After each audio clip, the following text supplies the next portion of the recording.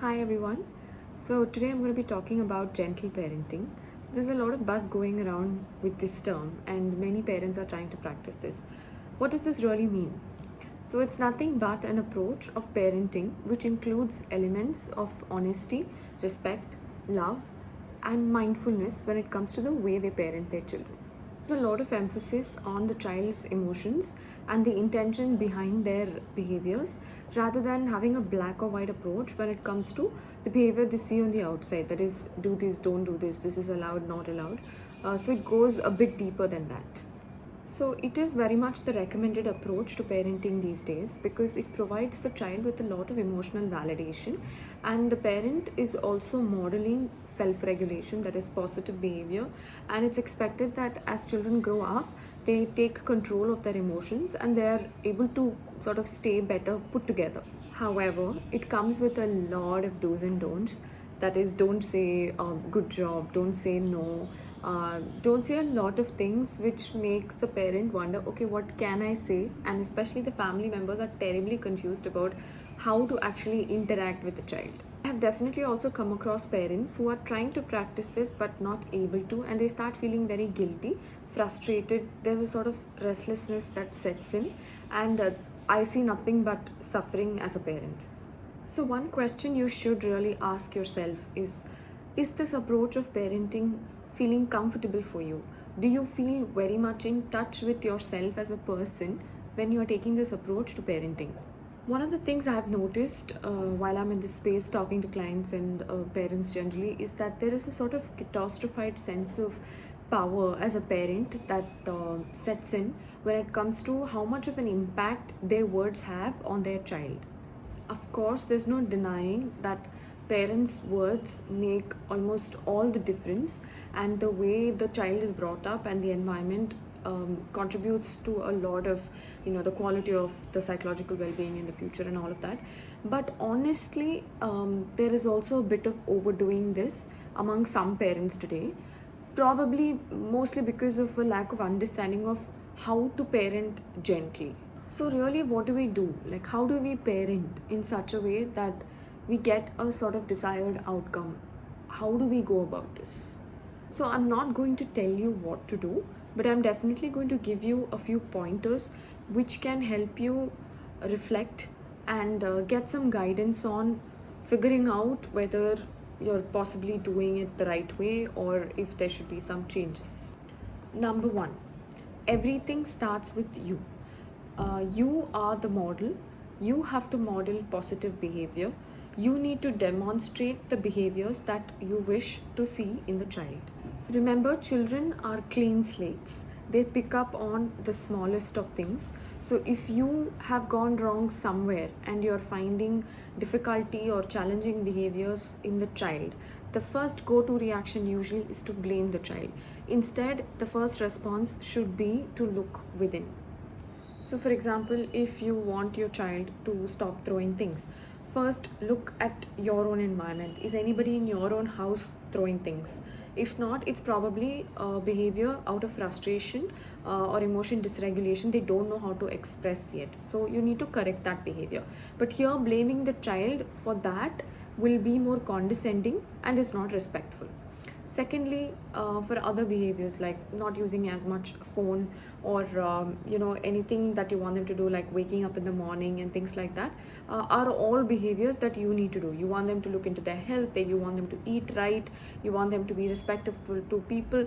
All of that is demonstrated by you first. Second, remember that the environment has a significant influence on children and how they behave and navigate through situations. This part, prefrontal cortex, is not developed until into the adulthood, because of which problem solving, judgment, reasoning, and all of that is still very, very underdeveloped. And they use simple cause effect relationship and situation consequence sort of relationships and all of that to understand what's going on around them. So if you find them lying, manipulating and so on, it's not because they actually want to do so, but it's because they've understood that that's the only way that I get something met at the end of that behavior. So my needs are met this way, and so this is the behavior I need to show to be able to get what I want. So it's a problem solving method rather than an actual defiance that they want to show intentionally. And the third part is stay true to your value system as a parent. When it comes to conscientiousness, religion, faith, spirituality, or small things like taking a holiday, hard work, respect, honesty, what do you believe in? Who are you as a parent, right? So of course you can incorporate your previous learnings from you as a child and become more aware of what could have been different for your child going forward, and incorporate that into your learning as a parent. But the idea is that all children require anchors. So they don't wake up one morning and be like, okay, today I'll be this greatest person. No, they have accumulated experiences over a period of time and they definitely require guidance. The fourth point being resilience. All children develop resilience through challenges. You give them a difficult situation, they know how to break through it.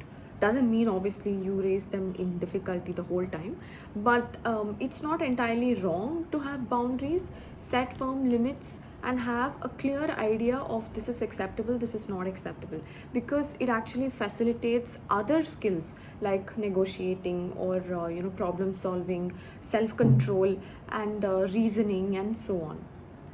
For many parents, gentle parenting actually makes them feel guilty that they're saying no or not giving in to what the child wants, but that's actually not true. You are not a bad parent because you're setting boundaries.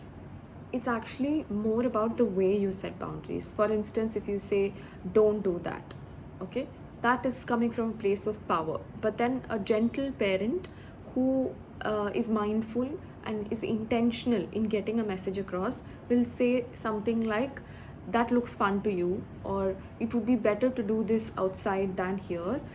Can we keep this down and play with something else? So you give them choices, you offer them solutions, but you don't demand or command them saying this is what you need to do. The final point being discipline. Gentle parenting does not mean you don't discipline your child. Discipline is required in order to honestly adapt to the real world. A parent needs to be mindful and cautious of not threatening their child, saying that if you do this, then there is a punishment that is along the way, or give a very negative, aversive consequences, which probably the child doesn't deserve and it's coming out of your own frustration. So these kind of things to be avoided. But discipline as such is important. Even if you're a gentle parent, you can say a firm no. You can be slightly more gentle in some situations, depending on the context. But to sort of say let them do whatever they want, they become their own person and they'll figure it out along the way is not entirely encouraged. So it's extremely important to understand the crux and the principles behind this concept of gentle parenting. It is possible to have a good blend between something that's more traditional, if that's what works for you, but at the same time maintaining love, respect, warmth, compassion, and mindfulness in your attempt to raise the child. Thank you for watching the video today. Please pass this on to parents who you think might benefit from watching. I'll see you again in another video. Thank you.